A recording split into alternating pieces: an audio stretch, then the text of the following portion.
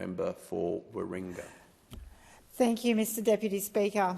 I rise to speak to the Therapeutic Goods and Other Legislation Amendment Vaping Reforms Bill 2024. As a sportsperson, I make no apology for being strongly against smoking and vaping, and it is disappointing to see that the Parliament is not united in being behind this ban and ensuring that it happens, because it is incredibly important.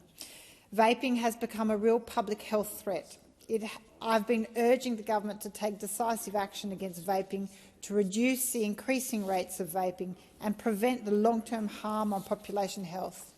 Any complacency from government and health officials will see the rate of vaping continue to climb, particularly amongst our young people. In my electorate of Warringah, parents, carers and educators are constantly contacting my office to express serious concern about the ready availability and easy access to vaping products, particularly for young people. Insidious vape shops are popping up regularly all around Warringah. The appearance of the vape shops and the vapes they sell is truly disgusting, in my opinion. The products look and taste like sweets and lollies, and they sit alongside in these shops. And as I've mentioned previously, local media in my electorate, including the Manly Observer and Northern Beaches Advocate, provide ongoing coverage to this important issue. Young people just do not understand or appreciate or are aware of the insidious nature of those vapes, that they are like smoking.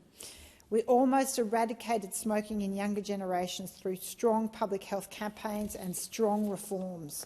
But now the tobacco industry has managed to ensnare children and young people through slick marketing of vaping products specifically designed to appeal to young people.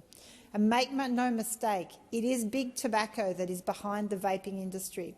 And it's probably not surprising that the members in this place that are not supporting and opposing this outright ban are the members of the National Party.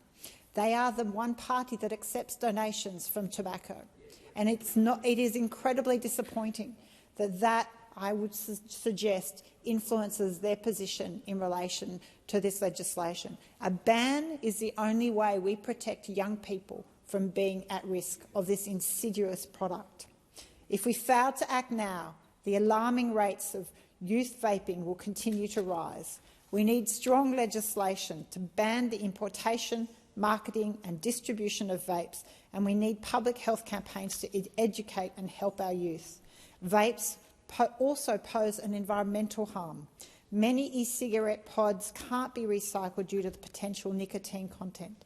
Discarded pods can also leak, creating contamination and plastic waste that takes centuries to degrade. Of all of our Clean Up Australia days and all of those amazing groups around our communities, it is quite frightening how much vaping products now make part of what is found in the environment. In the United Kingdom, The Guardian reported in 2023 that disposable vapes are behind a dramatic rise in fires at recycling plants, raising the risks of a major blaze releasing toxic fumes and polluting air. Industry experts warn. In fact, when I visited as a member of the Climate Change, Environment, Energy and Water, a recycling facility in Western Australia, they showed just how many vaping products were there and collected and the risks that they pose. There's some truly disturbing statistics out there. Children as young as 12 find that vapes are accessible from their friends, siblings and businesses. 87% of children said that accessing vapes was easy, and a majority said they were attracted to the fruity flavours, which is not surprising given the strategic marketing of these products to kids. What starts as a social habit can readily become a severe dependency on nicotine. Kids start sacrificing their learning time, sleep and money to use and acquire vapes. It's happening in classrooms, school bathrooms and at home. Vapes have become a part of our children's lives and it must be stopped. In Australia, the number of people vaping has tripled between 2019 and 2022.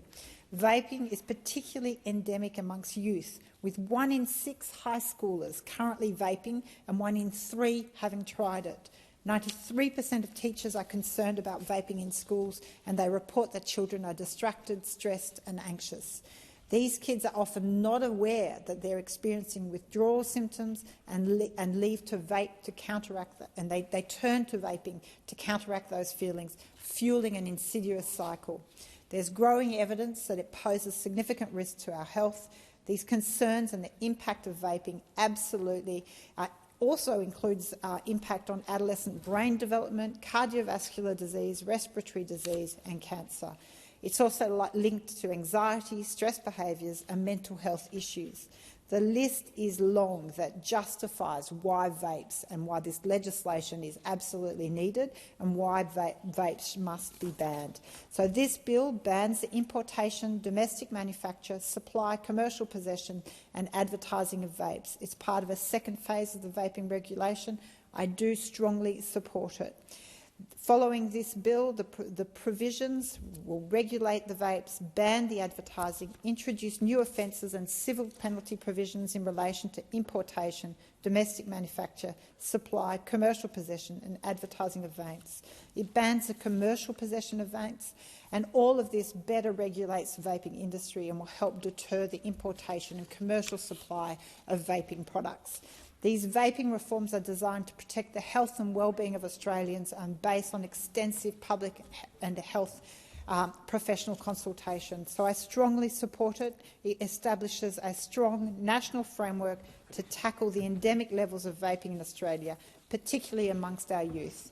We must address this, and I congratulate the government for taking a firm stand, and I urge all members in this place to get behind this necessary health measure.